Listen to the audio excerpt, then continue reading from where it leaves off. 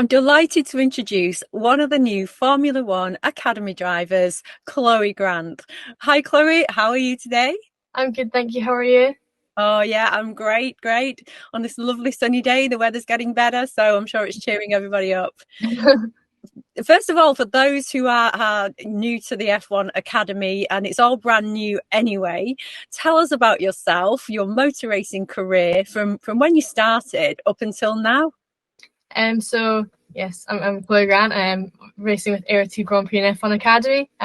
This is my 10th year in motorsport now. I'm 17 years old. I began in 2013 when I was 7, and I just started the normal way that most drivers start, kart racing. Progressing through the categories in kart racing for 7 years, and then in 2021 I finally made the move up to cars, and when I won the Junior Saloon Car Championship scholarship. And then last year I was very lucky to move into single-seater racing due to partnering up with some businesses that helped me get to that point. And yeah, so I did G4 last year, and it's progressed a lot more than I expected, and now I'm in F1 Academy. So, And when did you first find out about the F1 Academy and that you'd actually be racing in it as well? probably the end of October. Because I was doing some testing in British F4 car to prep myself for Girls on Track. So I did the final Girls on Track, and then I was still waiting to hear for the results, which we only found out at the start of December. And then it was kind of all hectic as we didn't know what we were going to be doing this year. But we were speaking to a team about doing F1 Academy, and then it just kind of progressed. I met ART Grand Prix, and we worked well together. They were happy with my performance in the sim, and they were ready to go for it, and obviously so were we. So yeah, I'm with the best of the best, and it's a dream come true. If you just explain the F1 Academy again for those who are just sort of hearing about the series and getting to know it, and what it's going to consist of once the racing starts next week. Yeah, so F1 Academy is obviously a brand new championship created by F1, which is giving a great financial opportunity for females in motorsport to try progress in the single-seater pathway to F1. So it's kind of, they call it an academy. And some people are like, oh, is there a building to go to? Like, no, there's not an academy. That's just what the championship's called, because it's a progression pathway. They want you to go F1 Academy, F3, F2, then F1 one day. And that's the whole purpose of the championship. And it's, for motorsport, for what this championship should actually cost, it's really, really financially good. So yeah, it's brilliant, and I absolutely love it. It's an F4 car. The only slightly different thing on it, so it is the Tatis Gen 2 F4 car. So it's basically the same as any F4 car you'd see anywhere apart from France, because they have a different kind of car they run. But the only difference is the front and rear wing. They have changed that to make it look slightly more like an F1 car. And people have asked, does it kind of change the downforce at all? No, it doesn't really, because it's only F4. I mean, if it was F3, that would be a lot more crucial, but not in the F4 car. It doesn't make a difference for us. So is it a little bit similar? We've obviously had W Series and some seasons with the girls over there. Is it a similar vehicle to that? No, so the W Series car was a lot faster. That was a Formula Regional car. So yeah, that was more similar to F3 pace than F4 pace. So yeah, that was that's more of a step up. But I think this is quite good because it means that the younger girls can get into it.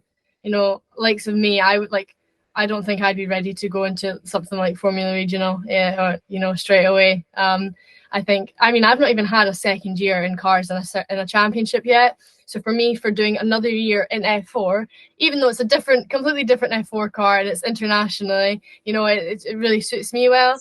And even, hopefully if I can do this for 2 years and then progress up, because I do need the time. I have kind of like gone like that every year. So I do kind of need to just take my time to learn, especially with ART Grand Prix, such an incredible team to be with. I'm really, really lucky.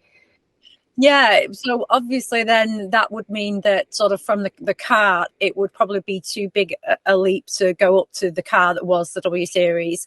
But this car makes sense. This car makes it more of a gentle progression, more so for safety as well as for experience. That can then give you girls the best opportunity.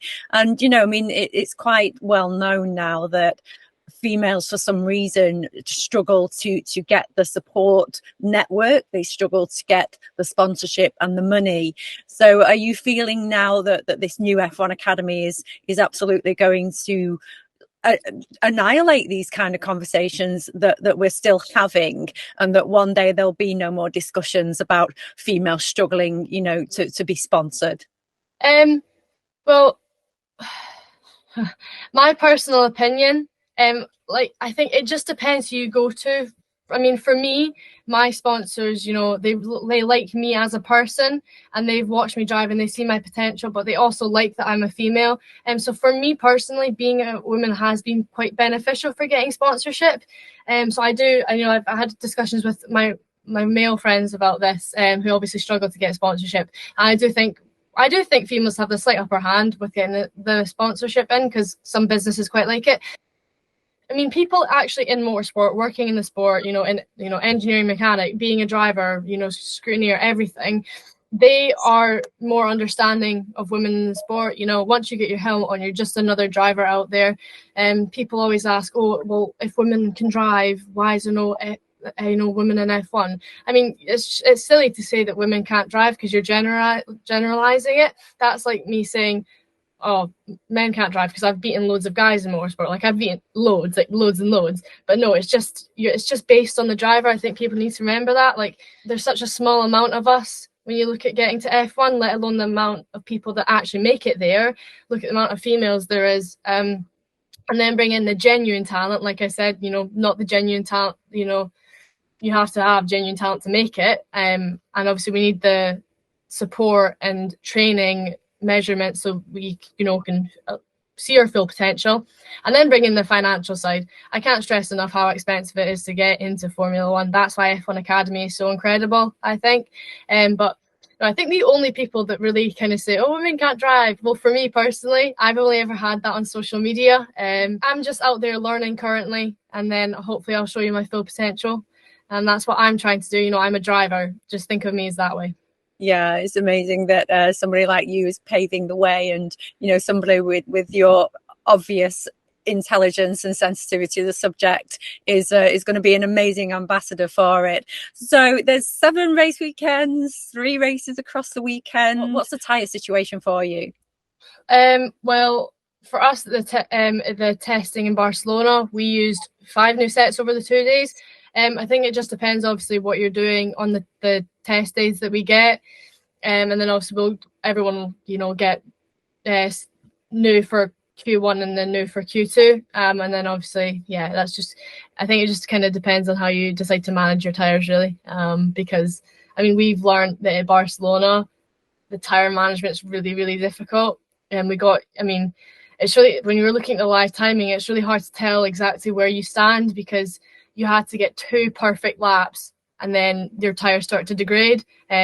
So it was really, really difficult at Barcelona. So I think that's going to be the hardest round of the year by far. I'm quite excited for Paul Ricard this coming up week to see what it's like there, the difference of it. So yeah, I'm looking forward to it. Susie Wolff is the, she's been championing Girls on Track UK and everything that surrounds females coming into motorsport, and not just drivers, but, obviously the engineering side and the more technical side. And of course, now she's the head of this wonderful F1 Academy. Yeah. So you managed to meet Susie yet? I saw Susie in Barcelona, but I've actually known Susie for quite a few years now. So before Girls on Track UK was called Girls on Track UK, it was called Dare to be Different, which obviously was the initiative set up by Susie. So I was involved in that from a very young age as a racing role model. I went to the events and just helped out all the young schoolgirls and help them learn about motorsport. And then obviously eventually became Girls on Track UK, and I kind of drifted away from it, but I've come back to it, and I obviously was involved in Girls on Track last year, and I think I'll be doing some of any events I can this year as well. So yeah, I've known Susie for quite a bit of time, and we knew her parents as well. They came to one of my races when I was in karting. So yeah, I think she's the most perfect girl for the job, honestly. I think I've never seen someone so ambitious. You know, I've always looked up to her from a very, very young age. And yeah, it was really great seeing her in Barcelona as well. I showed her one of the photos of me and her from like when we first met, and it's just so funny, the difference. Yeah. Because we see all that with the male Formula One drivers, don't we, of them being really, really young. Yeah. There's a really great one floating around at the moment of Lance Stroll with Alonso, and somebody saying, don't forget these two are teammates at the moment. So that's quite funny. So this season we have circuits that are sort of standalone races for you girls. It's Spielberg, Valencia, you've mentioned Barcelona, Zandvoort, Monza, La Castellet, and Austin. So you will be with F1, won't you? You will be at the last race of the season. So how are you looking forward to all of that? I'm really, really excited. Yeah, I can't wait to be alongside the F1. You know, I went to the Silverstone Grand Prix last year, and I was in the BRDC just with all the British drivers that I knew, watching the race and the qualifying and stuff, and it was really good. But to actually be a part of that now is just, I mean, like when my dad, so when we left ART the first time, we didn't know if they were going to accept me or not. And we were just sitting at home, and I was just like really nervous. And then my dad came through with a text message, and he told me that they decided to go ahead, and I just burst into tears, because it is like, I can't stress enough, this is my whole entire life. Like the amount of sacrifices I've had to make for this, I've lost so many, like, you know, school friends. Like, I don't talk to anybody I went to school with. It's all motorsport now for me, but I absolutely love everyone I'm involved in motorsport with.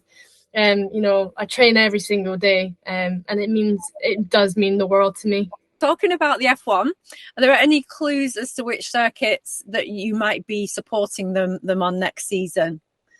No idea. Are there any circuits you would like to be on that calendar next year? Silverstone. Yeah, don't blame you. Hopefully you might get some far-flung places. Who knows? You know, even maybe Singapore, because that was obviously coming up in the W Series calendar, wasn't it? And of course, there's the Austin one, so that should be fantastic. Now, you've obviously spoke about ART, and ART have got an incredible history. They're that incredible that they've had, you know, they've got Lewis Hamilton, George Russell, Leclerc, Ocon. You know, they've still got so many drivers that are still in Formula One. How does it feel to be a part of ART's historic driver lineup? Like I said, again, a dream come true for me. Like I could never ever have told you I was doing this. It is, and like working with them as well is so incredible. You know, Seb, he's almost like a racing dad for me. I really look up to him, and he's been really good. You know, I think in the past year I've been quite negative on myself mentally, and I think I made a mistake at Barcelona. Just one simple little mistake, and I really put myself down for it. But he really, like, you know, pushes me up. It's like, this is learning. You're learning. And he's really, really good. And they, you know, how they work is perfect. It's a proper team. So yeah. You mentioned that you might have maybe a trophy or a couple of trophies that you could show us. Is that if I just live around here? Wow. Well, do you have a favourite one? Do you have a really special one that you kind of think, oh yes, you know, glad I've got that one? Yeah, I'd say mainly just the ones that's championship wins. Yeah, they all mean everything. So how are your teammates? You know, you've got a couple of amazing drivers in Lena and Carrie, and how are they? Oh, absolutely brilliant. It's brilliant. They're really good. I love working with Lena as well. Yeah, and I think Carrie, she's really learning, coming from GT. Well, she obviously did single seater in, like, I think 2015, she said. I could be wrong with that. And she's now making the transition from GT to single seater. So I think me and her are both quite looking up to Lena, as she, she's got a lot of experience, and she's good, she's fast, and she's really helpful. She's willing to help us as well. She wants to help us progress. But it's brilliant as well when we're off track. We have such a laugh. Lena has this thing where she slaps my thigh every debrief now.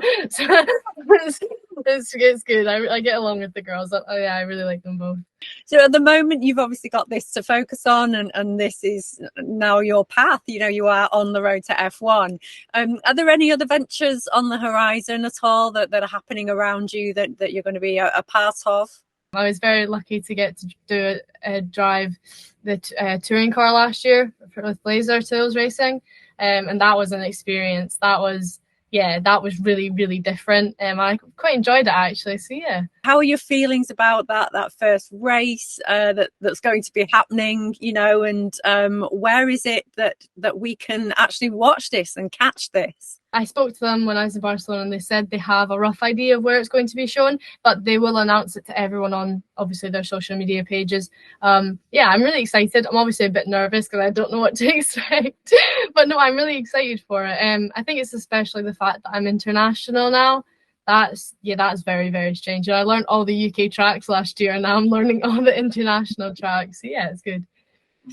Well, when you go to your website and your webpage and you read your bio and obviously your history of racing, and you talked about the pandemic, you know, and obviously how that sort of halted things a little bit. There's obviously some negativity that came with that, to be disrupted, but was there anything about that pandemic that was actually beneficial, that was actually positive to you in your career now?